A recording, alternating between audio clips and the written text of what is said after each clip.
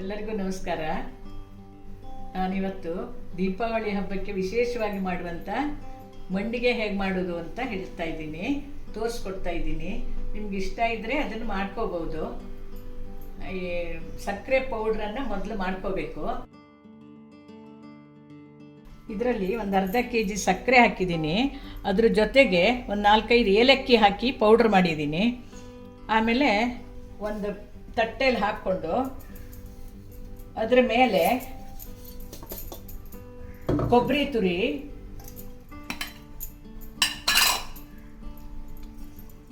ಒಂದು ಸ್ವಲ್ಪ ಕೊಬ್ಬರಿ ತುರಿ ಹಾಕಿ, ಆಮೇಲೆ ಒಂದು 50 ಗ್ರಾಮ್ನಷ್ಟು ಎಳ್ಳು, ಬಿಳಿ ಎಳ್ಳು ಸ್ವಲ್ಪ ಒಂದು ಸುತ್ತು ತಿರುಗಿಸಿ ಅದರಲ್ಲಿ ಮಿಕ್ಸ್ ಮಾಡಿಬಿಡ್ಬೇಕು.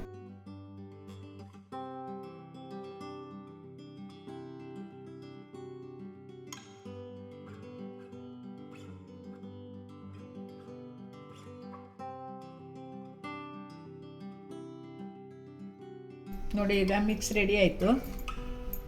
ಈಗ ಹಿಟ್ಟು ಕಲಿಸ್ತಾ ಇದ್ದೇನೆ, ನೋಡ್ಕೊಳ್ಳಿ. ಇದಕ್ಕೆ ಒಂದು ಚಿಟಿಕೆ ಉಪ್ಪು ಹಾಕಿ, ಆಮೇಲೆ ಒಂದು 100 ಗ್ರಾಮ್ನಷ್ಟು ತುಪ್ಪ ಬಿಸಿ ಮಾಡಿ ಅದರ ಮೇಲೆ ಹಾಕಿ ಅದನ್ನು ಅದನ್ನೇ ಅಷ್ಟೇ ಒಂಚೂರು ಮಿಕ್ಸ್ ಮಾಡ್ಕೋಬೇಕು. 3/4 kg ಅಷ್ಟು ಹಿಟ್ಟು ತಗೊಂಡಿದ್ದೇನೆ ನಾನು. ಅದಕ್ಕೆ ಒಂದು 100 ಗ್ರಾಮ್ನಷ್ಟು ತುಪ್ಪ ಸ್ವಲ್ಪ ಬಿಸಿ ಮಾಡಿ ಆ ಹಿಟ್ಟಿನಲ್ಲಿ ಉಪ್ಪು ಮತ್ತು ತುಪ್ಪನ ಹಾಕಿ ಚೆನ್ನಾಗಿ ಮಿಕ್ಸ್ ಮಾಡ್ಕೋಬೇಕು. ಆಮೇಲೆ ಸ್ವಲ್ಪ ನೀರು ಹಾಕಿ ಚಪಾತಿ ಹಿಟ್ಟನ್ನು ಅದಕ್ಕೆ ಕಲಿಸ್ಕೋಬೇಕು. ತುಪ್ಪ ತುಂಬ ಜಾಸ್ತಿ ಆಗಿಬಿಟ್ರೆ ಅದು ಫೋಲ್ಡ್ ಮಾಡಲಿಕ್ಕೆ ಬರೋದಿಲ್ಲ, ಆಮೇಲೆ ಪುಡಿ ಆಗಿಬಿಡ್ತದೆ.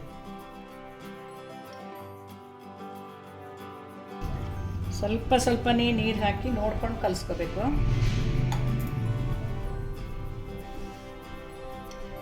ಚೆನ್ನಾಗಿ ನಾದಿ ಒಂದು 2 hours ಹಾಗೆ ಇಟ್ಬಿಟ್ಟು ಆಮೇಲೆ ಇದು ಮಾಡಬೇಕು, ಲಟ್ಸೋದು.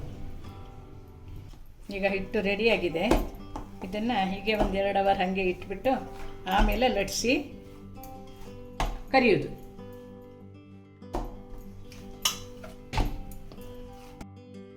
ನೋಡಿ, ಇಷ್ಟು ದೊಡ್ಡ ದಪ್ಪ ಇರೋಂಥ ಉಂಡೆ ಮಾಡ್ಕೋಬೇಕು. ಒಂದು 10 ಮಾಡಿಕೊಂಡು ಆಮೇಲೆ ಅದನ್ನು ತೆಳುವಾಗಿ ಲಟ್ಸ್ಬೇಕು.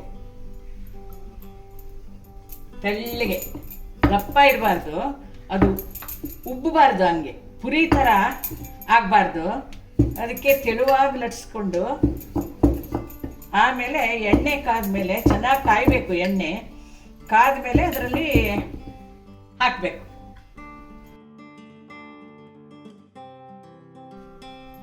ಇದು ಲಟ್ಸಿರೋದು, ಇದನ್ನ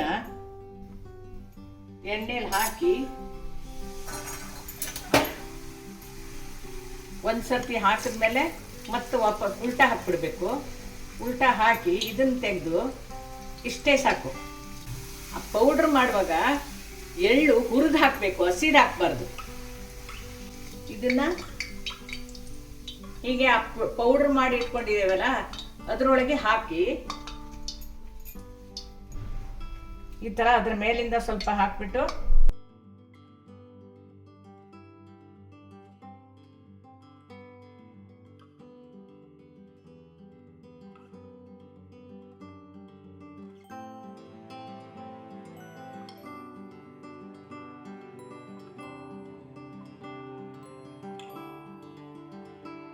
ನೋಡಿ, ಈ ಹದಕ್ಕೆ ಈ ಥರ ಆಗುತ್ತೆ.